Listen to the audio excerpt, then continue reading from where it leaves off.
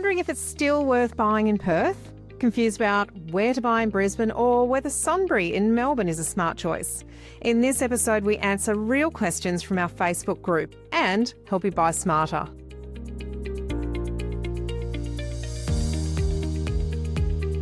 Welcome to Your First Home Buyer Guide, the podcast for first home buyers who want to become educated home buyers. I'm Veronica and that was Megan. We are two of Australia's most experienced buyer's agents and probably old enough to be your mum, which is a good thing because between us, we've got almost 50 years experience to share with you, and together we're going to cut through the BS and make sure that you're well informed so you make better decisions. Now, when you get to the end of this episode, make sure you check out the website homebuyeracademy.com.au. Take a look at our course for first home buyers. We've created an easy-to-follow course that builds on all of our professional experience to take you step by step through the whole home buying journey. You'll know exactly what to do, when to do it, and be able to find your first home faster and easier with our guidance along the way. It's the next best thing to having your very own buyer's agent. Now, before we get into the interesting stuff, in this week's episode, there's the boring bit to do, and that's the disclaimer. You, of course, know that nothing in this podcast is to be taken as personal advice. We always recommend getting the advice of an expert in their field who takes their time to personally understand your situation.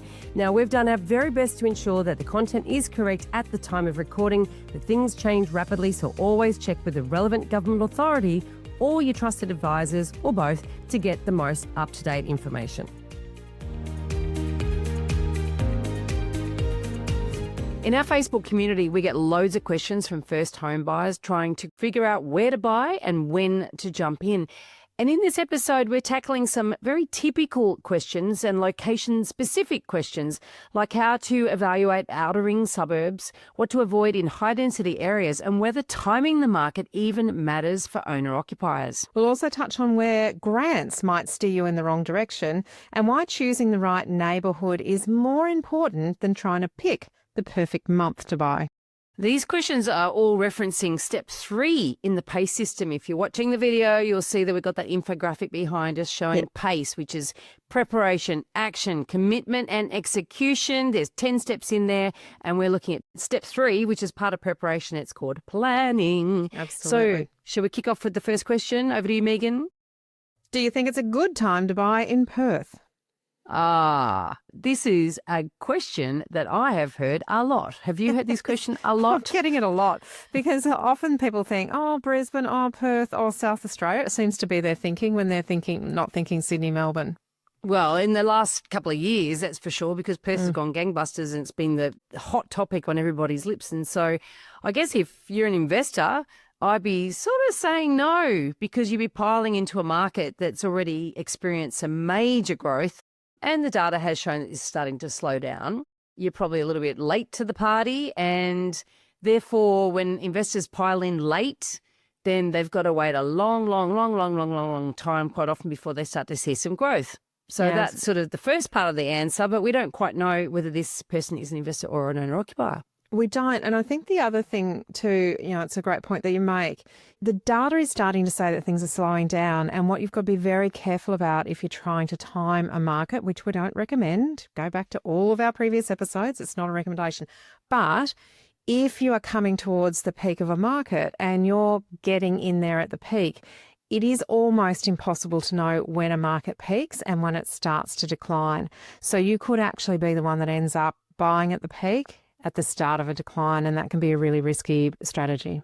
And the other thing too that all of us need to be thinking about and aware of at least is that when investors are the major buyers in any particular market. Now, obviously this wouldn't apply to the entire city of Perth. And all cities you've got to look at, there's sub-markets, and even within suburbs there can be sub-markets. So there'd be parts of Perth where potentially investors weren't piling in, right? But the problem is, of course, that investors often are competing with first home buyers in the same price bracket. And so when you really are noticing that investors are driving a market, you've got to be very, very careful as an owner-occupier, because investors do push up prices in the short term, but owner-occupiers are what push up prices in the long term. So if you are an owner-occupier, we're saying don't try to time the market, please. And if you're ready to buy a home and you can afford a home that you'd like to live in a suburb you'd like to live in, and you can see yourself living there for at least 5, really preferably 10 years, then, now could be as good a time as any. And that's a good point, because investors are obviously looking at their on paper, or often looking at their on paper rise and fall in value. Owner occupiers are looking at, do I love this home? Can I create the memories that I want? Are my children comfortable and safe here? So it's a really different way of thinking. You still have to be very astute and intelligent about how the decisions that you make, what you pay and so forth. But you do have a little bit of a different lens that you're looking at, particularly if it's long term and it's about your family and having, a happy, safe place for your family. Yeah. Now, we're moving to the other side of the country now with the next question, which is where to buy a new home in Brisbane to get a first home buyer grant.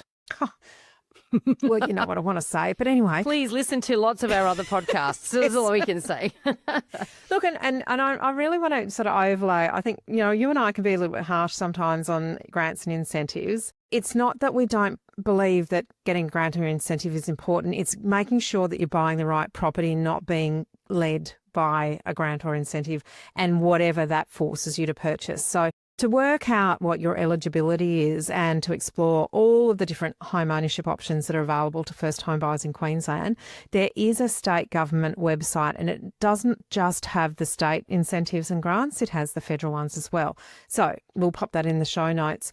Be aware that some programs may require you to purchase a new home rather than an established one. Now, you've got to be really careful about that for all of the reasons that we've talked about in the past. But if you're considering purchasing a new property as a stepping stone to future upgrades, then really, really be careful. Listen to episode 162 for essential insights and potential drawbacks to consider. And it is a thing, isn't it? It's so compelling and it's such a natural thing to think, okay, I'm going to get all the grants I can get from the government and I'm going to go out there and look to buy in the areas where I can spend that money effectively. But it is a real trap. And as Megan has said, we've done countless episodes actually on why you've got to be super careful when you use these grants. They're great. They're like the cherry on top, right? If you can get one that helps you buy a really good property that, you would have aimed at buying anyway, or helps you buy a better property, but where it sort of funnels you into an area where the grant is designed to stimulate the market rather than really help you in the long term, that's where you've got to be super, super, super wary. And as Megan just said, if you're looking at a stepping stone, you could get trapped there for a very, very long time if you buy a brand new property, because brand new properties can often take a long time to increase in value. Catch up even to the established. So specifically for first home buyers in Brisbane, I would recommend looking into those really well established low density neighbourhoods, the ones that have got lots of character homes where new construction has replaced demolished property. So rather than looking at the new subdivisions or, very large blocks of units in high density areas, talking about maybe an infill of a very small number, 1 or 2, 3, 4, maybe a little block of units where there's lots of character houses around. If all of these investment fundamentals align, then these properties actually can be worthwhile. However, you've got to keep in mind that new properties do depreciate quickly in the first 10 years, which can actually delay your capital growth. And this is something you mentioned earlier, Veronica. It's something we talk about all the time. Even when it's your home, capital growth does matter. It really does. Now, the question did ask, where can you buy? Now, I'd love to know, Megan, you could probably rattle off just some suburbs off the top of your head that might apply to what you've recommended people look into rather than where they're going to be inclined to look, which would be the outer suburbs. Yeah, look, and it depends on budget. Like, it's entirely dependent on budget. And prices have changed for these sorts of properties. You used to be able to buy a 2-bedroom, 2-bathroom apartment with a lock-up garage or a secure garage about 5 kilometres from CBD for under $550. That has really changed. That used to be suburbs like Kedron and Coorparoo and maybe through into some parts of Toowong in the lower density areas of Toowong rather than the high density areas of Toowong. So that's all changed quite a bit. You're now well into the $750, $800 to buy those sorts of properties. So it is very suburb dependent. But when I say low density areas, I'm talking about areas that haven't got lots and lots and lots of big unit complex. So if I take out some suburbs, that might be a little bit more of a guide. And, if you look at Wollongabba, there's lots and lots and lots there. If you look at Taringa, parts of Toowong, Chermside, these are suburbs that were rezoned about 2014 for higher density development because they were transport hubs. They were at the time called transit-oriented developments. And that allowed what used to be a housing block to amalgamate and suddenly become high-rise and many high-rise apartment complex in a very small area, mainly located around either train lines, train stations, or busways and bus stations. So those high-density areas, they're the ones that I'd avoid. Yeah. It's interesting, isn't it? There's high density areas in the sort of inner ring or maybe the middle ring of any city, and then there's the urban sprawl as well. Sydney's had its fair share of urban sprawl. Melbourne's got a huge amount of urban sprawl. I know Brisbane does too, and you're almost joining the Gold Coast and Sunshine Coast now, aren't you, Yvette? Oh, not quite. Do you know, that used to be the thing? I remember when the Upper Coomera area and Pimpamar and some of those areas between Brisbane and Gold Coast were open up for house and land development, and it was really strongly spruiked. You know, we're going to join the Gold Coast and Brisbane. That hasn't happened. And that probably won't really join up because there's not a lot of people that, work in those areas. So there's a lot of housing, there's not a lot of work opportunities. Yeah, you're a long way from everywhere, aren't you? You're a long way from Brisbane and a long way from the Gold Coast. So it's like, be careful of that is all we're saying. Sold as a dream, I think they called it the growth corridor. And I think that was because there was a growth in the number of properties as opposed to the value of them. Oh, yeah, we've heard that many, many, many times. All right, so is it good, this next question is it good to buy your first home in Sunbury? Now, Sunbury is a sort of it's a northern suburb of Melbourne. In fact, it's located 38 kilometres northwest of Melbourne CBD. So we're not going to necessarily say, yes, you should or no, you shouldn't buy in Sunbury. But what we do want to do is talk about some of the things you should be thinking about when you're considering any area that you're not necessarily familiar with. So when I look at this one, I go, okay, well, if I'm going to think, should we be buying in Sunbury? And I think it's 38 kilometres northwest of the CBD. Well, that's quite a long way.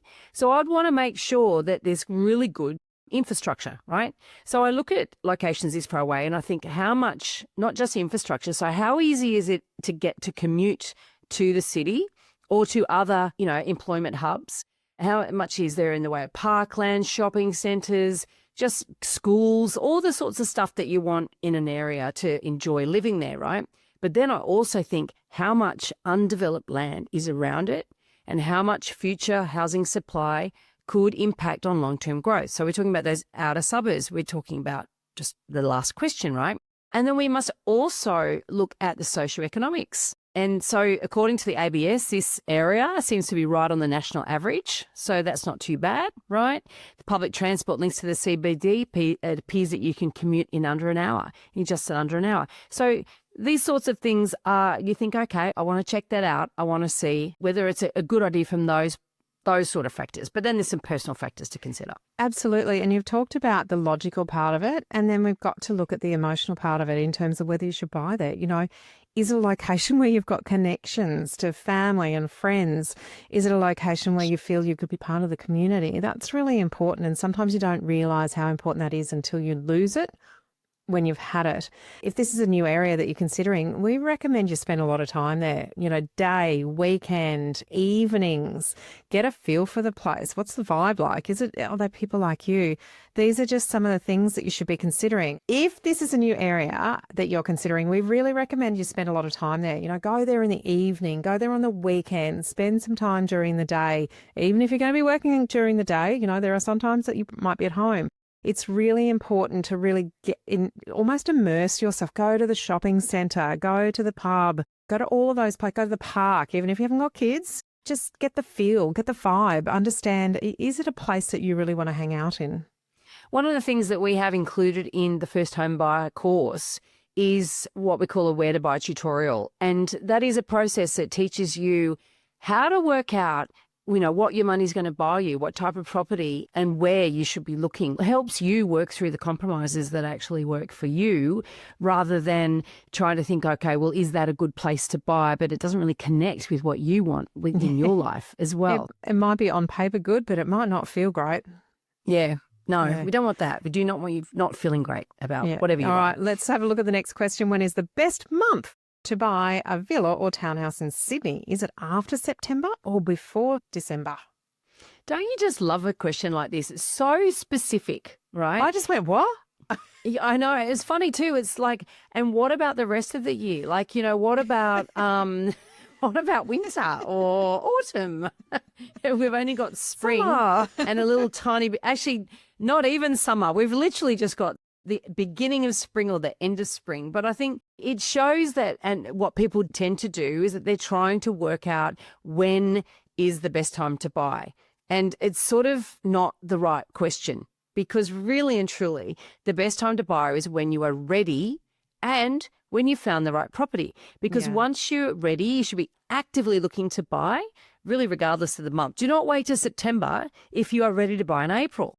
Absolutely. And, you know, if you are waiting for what others perceive as the more popular months, then you're just increasing your competition. That's exactly You're allowing right. time for other people to become your competitors on the same properties. But that said, regardless of the type of property, you know, whether it's a house or a unit, whether it's a townhouse or a villa, Sydney actually does have some seasonality about it. And Veronica, you are right in the middle of that seasonality right now. Oh, yeah. Yeah, in fact, things are, we're recording this in July. It's school holidays, and, you know, nearly every second agent has gone overseas and every second family's gone on holidays, you know, so there's not a lot of property on the market at the minute in Sydney. So I guess if you wanted to wait till after winter, I can sort of get it. But then the perfect property can still come on the market in winter. It can still be on the market. And the reason it can come on, Veronica, and an agent is unaware of it in advance is that an owner's situation can change at any point in time. And that's what brings property to the market unexpectedly.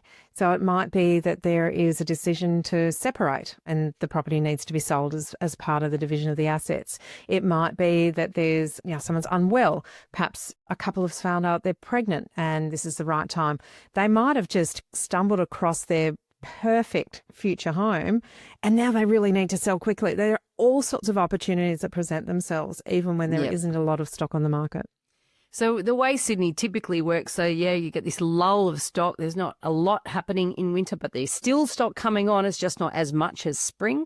September is the beginning of spring, and there's typically more property that does come onto the market over those spring months. But September's a little bit slow still because often people are just working out, oh, it's spring. God, what do I need to do to get my property on the market? So it can quite often take a month. They keep saying, I'll put it on in spring, but not actually preparing. And it is now spring. What are you going to do? So this means that actually price growth can often slow down as you get closer to December. But, you know, if you wait till December to buy, you might have missed out on all the best properties. And just because price growth slows, it doesn't necessarily mean that prices are falling. So, you know, it's a very difficult thing to time. We do not encourage you to do it. Fundamentally, we want you to buy when you're ready to buy and you found the right property. Yep. And when you're financially ready. Let's go over the next one. Last question for this episode. As a first home buyer in Brisbane looking at apartments, where are the suburbs I should avoid buying in? Now, we touched on this a little earlier, but let's touch on this earlier. Let's get into more detail, shall we? Brisbane apartments went backwards for about 10 years before this most recent boom. So I would imagine everything might have risen and it might muddy the waters a bit. It might make it look like all of Brisbane's good for apartments, but I would say there's some risky areas that might, at some future point, perhaps suffer a bit. Would you agree? A little bit, but it's interesting because things have changed significantly since we had that glut and had that stagnation of price for a very long period of time. Now, those of you that tune in a lot, you know, I've been working the Brisbane market as buyer's agent for 21 years. To say that it's changed in that time is a bit of an understatement. You know, now we've got the 2032 Olympics on the horizon. We're seeing a big increase in apartment demand, but not necessarily a big increase in the number of apartments being built. So distinction there. We're helping a lot of first home buyers at the moment who aren't focused on brand new. So they're not saying I have to have a brand new apartment. They've got their logical mind working for them saying, I just want the best that my money can buy. I'm not going to put myself in a box based on any incentives or grants.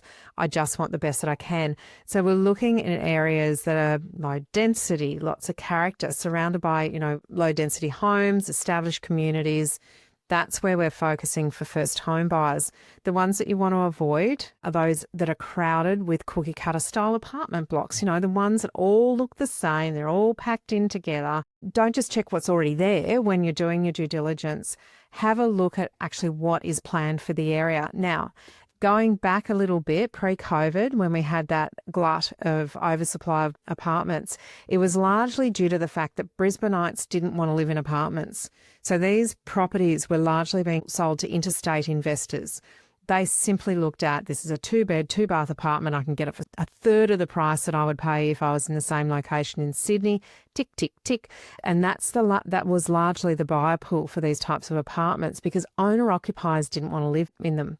That's actually shifted quite a lot since then. And now apartments are actually seen as a really nice lifestyle alternative for people who don't want to live in a house, don't want to mow the lawn. So they've actually increased in, I guess, attractiveness to people who live in Brisbane, as long as they are more than just a cookie cutter 2-bedroom, 2-bathroom, 1-car apartment. Something about them, whether it's the outlook, whether it's a large balcony, whether it's a courtyard, something that's more of an owner-occupier appeal than a straight investor appeal. So those types of ones, we're finding the demand is really strong and the prices have outgrown, your typical cookie cutter kind of thing. What you need to be careful of is there isn't a huge amount of supply coming on because developers can't make them stack up from a profitability point of view with the cost of construction at the moment. There is going to be a large number of build-to-rents that come online pretty soon. That may affect the rental market, not so much the owner-occupier market. It's an interesting one, isn't it? Because, Brisbane has changed a lot, like you said, and the whole appetite for living in apartments has changed a lot. And COVID may have had something to do with that. And also the boom you've just had, makes a lot of houses unaffordable. If you want to be close to the action, then, you'd be looking at apartments as a much more affordable option if you want that lifestyle. Are there any suburbs that you would name and shame? No, I won't. I won't be too harsh because we also buy in these suburbs for people who really want to live in these suburbs. That's a really conscious decision made with all of the information that they need. But be wary of parts of Fortitude Valley, huge amount of oversupply there and all very, very similar. South Brisbane, West End, there's been a lot of new high-rise stock already and more on the way. Now, having said that, those sorts of areas like parts of West End, parts of South Brisbane, they are hugely popular with downsizers. So people coming out of the big family home into, a big family size apartment. They are hotly contested and those prices are, this is not first home buyer territory. We're talking $2, $3, $4, $5 million. But in complexes where you have those kinds of things, where you might be able to get a 2 or a 3-bedroom apartment that's more spacious than your typical small 2-bedroom or 1-bedroom, they're worth looking at in those areas if there's something unique about them. And this is a thing with apartments because there's lots of them being built. It's the uniqueness and the scarcity. So it's got to have something. And it could be that you've got good cross-flow ventilation and some of them are just boxes, or it could be they've got a big balcony, or it could be that they've got, an outlook of some description. I mean, there's a number of ways in which an apartment can have a little bit of uniqueness and scarcity, but they're the sorts of things that we're always banging on about anyway. All right, so that brings this episode to an end. We have answered some of these. We get lots and lots and lots of these questions. We encourage you to join the Facebook group and ask us your questions. We answer them in the group and we cherry pick some of those questions to bring to you in the podcast as well. Too many first-home buyers are leaving money on the table and hurting their future selves because they don't know how to do things in the right order. That's what we do. We teach you the exact steps you need to take and support you along the way. We help you move from a state of information overload to feeling excited and in control. You'll learn a clear step-by-step process that takes the guesswork out of buying your first home. You'll know exactly what to look for, who to talk to, and how to navigate every stage with confidence, avoiding costly rookie mistakes along the way. We've created your first home buyer course, a 10-module self-paced course plus online mentoring. Now, the course only costs $990 and you get direct access to us every week. You can share the link of any property you're thinking of buying and we can help you work out whether it's an A, B or C grade or a no-go zone. We even help guide you through your negotiations. Trust us, you will buy a hell of a lot better with our guidance and you'll overpay a lot more than the cost of the course if you don't know what you're doing. Thanks for joining us. If you've enjoyed this podcast, we encourage you to join our Facebook group.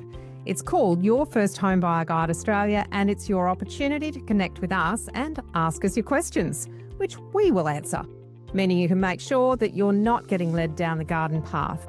We hope to see you there soon.